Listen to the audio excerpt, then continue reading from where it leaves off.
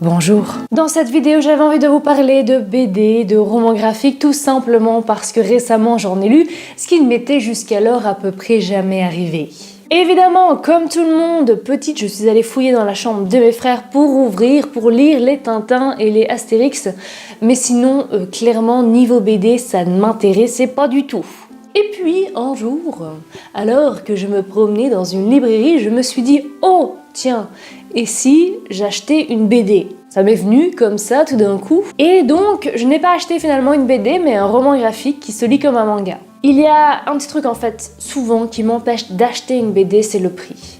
Et je sais qu'il y a énormément de travail derrière, que c'est un travail artistique très important, mais voilà, dépenser 15 € pour une BD que je vais lire en général en 40 minutes, grand maximum, la partie un peu radin de ma personnalité refuse. J'ai donc acheté ce roman graphique et par la suite, j'ai pris à la bibliothèque des BD parce que j'avais envie. Voilà, une petite envie.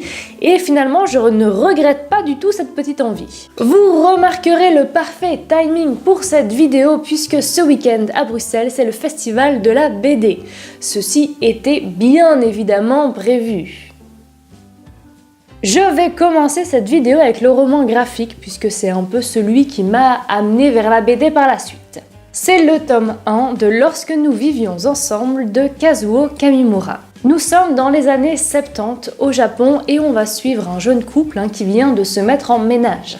Petit hic, c'est qu'à l'époque, dans la société japonaise, se mettre en ménage alors qu'on n'était pas marié n'était pas forcément bien vu, voire pas du tout bien vu. Ils vont donc complètement mentir sur leur situation, puisqu'ils doivent être mariés normalement pour vivre ensemble. On va donc suivre l'histoire de ce jeune couple, ils travaillent tous les deux dans un domaine artistique, et ils sont assez fun quand même, ça va. Ce qu'il faut savoir dans ce livre, c'est que vu que c'est une histoire d'amour, il va y avoir quelques petites scènes érotiques, si je puis dire. Érotiques, n'exagérons rien, il y a un peu de sexe quoi. Il va y avoir des menstruations pendant les scènes érotiques, et ils vont croiser aussi dans leur vie pas mal de gens très bizarre. Je ne sais pas comment ils font leur compte, mais ils ont un bon nombre de chelous dans leur entourage.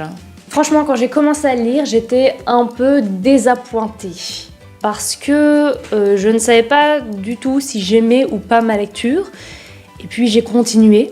Il faut savoir aussi que je n'avais jamais vraiment lu de manga. Donc évidemment, je savais que ça se lisait dans le sens contraire d'un livre ordinaire. Ça quand même un minimum. C'est juste que même à l'intérieur des pages, parfois je me perdais un peu, c'est-à-dire que mon cerveau revenait à ce qui est la normale pour moi. Et voilà, je n'en suis pas très fière. J'ai l'impression d'avoir 60 ans d'un coup. Enfin bref, si ce n'est ce petit problème au niveau lecture, c'est juste que franchement, ils croisent vraiment des gens très bizarres. Et finalement, quand j'ai fini ce roman graphique, je me suis dit que ça m'avait plu. Alors oui, c'est lent, mais c'est beau et c'est bien. Je ne suis pas sûre, par contre, que j'achèterai le tome 2. Non, en fait, je sais déjà que je ne vais pas acheter le tome 2. Je vais le prendre à la bibliothèque. Lecture la plus récente puisque j'ai lu les 2 tomes hier, en 45 minutes chrono. C'est le tome 1 et le tome 2 du Chat de Rabbin de Johann Sfar. Cette BD, c'est vraiment la BD, je pense, dont tout le monde a parlé, qui a été encensée de tous côtés. Et finalement, moi, c'est un peu le genre de BD que j'ai pas envie de lire à la base. Parce que tout le monde en dit tellement du bien et on a l'impression de tellement en connaître ce qu'il y a à l'intérieur qu'on n'a plus envie de lire. Mon intention n'était pas de forcément le prendre, mais je suis passée devant la bibliothèque, je me suis dit allez pourquoi pas, on va quand même essayer de voir de quoi ça parle exactement. Et donc, ça parle du chat du rabbin. Voilà. Ce chat va parler, donc on se doute que la BD va plutôt être une sorte de conte qui va un peu avoir une réflexion sur la religion juive. Est-ce qu'un chat peut avoir accès à la Torah ? C'est une des questions. J'ai bien aimé ma lecture, ce qui a été un peu frustrant, c'est que ça a été assez rapide, mais je comprends pourquoi ça a eu autant de succès. Voilà, je ne vais pas m'étaler plus sur cette BD, puisque je suppose que vous en avez déjà énormément entendu parler. Ensuite, j'avais envie de vous parler d'une BD que j'ai particulièrement appréciée, c'est Aya de Marguerite Aboué, et les illustrations sont de Clément Oubrerie. Il s'avère justement que Johann Sfar a particulièrement adoré cette BD aussi. Aya, c'est 6 tomes au total, j'en ai lu que 4, mais je vous avoue que j'ai envie de faire durer le plaisir et d'attendre avant de lire les 2 derniers parce que je sais que je vais être très triste quand je les aurai finis. On est dans les années 70 en Côte d'Ivoire, dans un quartier un peu plus populaire d'Abidjan.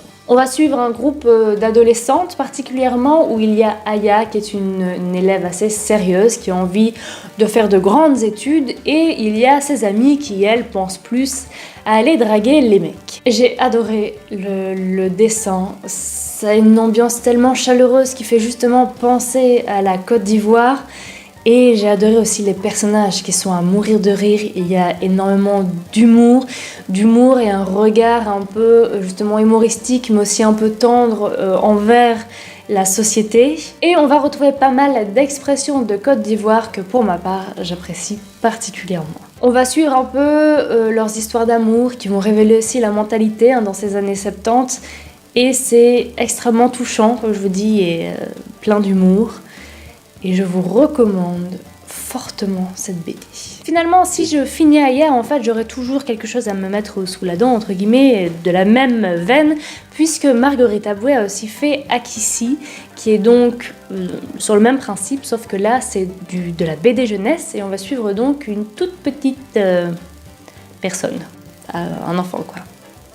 Je vous ai dit que la BD Aya était un coup de cœur, mais en fait, celui-ci aussi, c'est un énorme coup de cœur. C'est la série Paul de Michel Rabaliati. J'ai découvert ça chez une amie, en fait, c'est plutôt une amie, du coup, qui m'a fait découvrir. Et... c'était... voilà. Je n'ai pas de mots. Michel Rabaliati est un auteur québécois et va donc nous raconter dans toutes ces séries parce qu'il y a plusieurs BD. Donc il y a Paul à la campagne, il y a Paul au Québec, il y a Paul à la montagne, il y a Paul je ne sais plus quoi, enfin bon, voyez, vous connaissez un peu le principe, on a déjà eu le même avec Martine. Mais là c'est Paul et on n'est pas vraiment dans le même registre. Michel Rabaliati, à travers Paul, va nous raconter son adolescence, le début de sa vie en tant que jeune homme, en tant qu'homme, en tant que père. Mais on va aussi avoir pas mal d'histoires autour qui concernent sa famille, ses parents, le rapport avec ses parents, les rapports de toute façon en général avec la famille. C'est plein d'humour, c'est parfois très émouvant et parfois évidemment, comme dans la vie, ça vous met un peu la larme à l'œil parce que la vie n'est pas toujours facile. Et c'est pas toujours évident. Et c'est... oui, ça... je sais pas, c'est vraiment une BD dans laquelle je me suis plongée et dans laquelle j'ai jamais pu ressortir. Ce qui est marrant, c'est que je me suis toujours dit que pour moi, une BD en noir et blanc n'a aucun intérêt. Mais ça, c'était avant de lire les BD Paul. Parce que c'est juste magnifique. Et je n'ai pas d'autres mots pour vous parler de cette BD. Ces livres, c'est une tranche de vie, tout simplement, et c'est extrêmement bien fait. Je vais un peu arrêter d'encenser cette BD et passer à la suivante.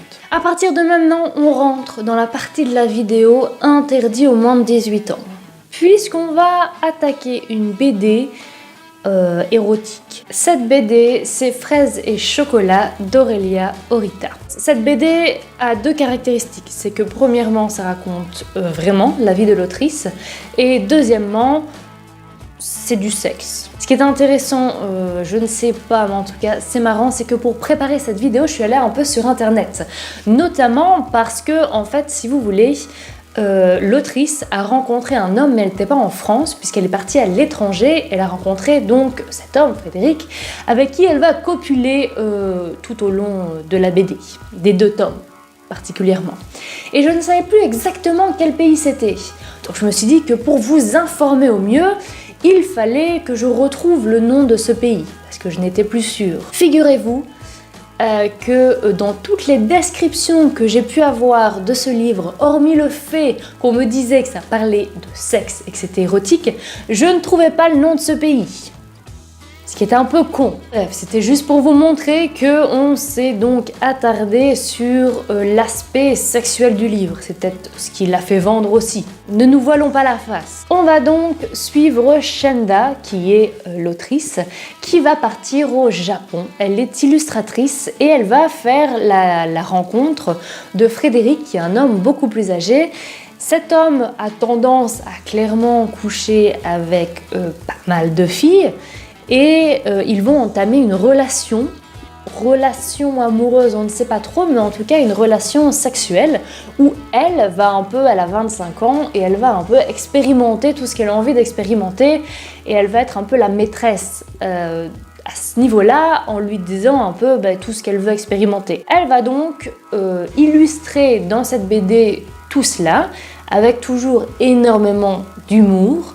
Donc oui, c'est érotique, mais c'est humoristique aussi. Pour moi, c'est pas du tout du porno, même s'il y a clairement des scènes de sexe, parce que c'est fait toujours avec humour.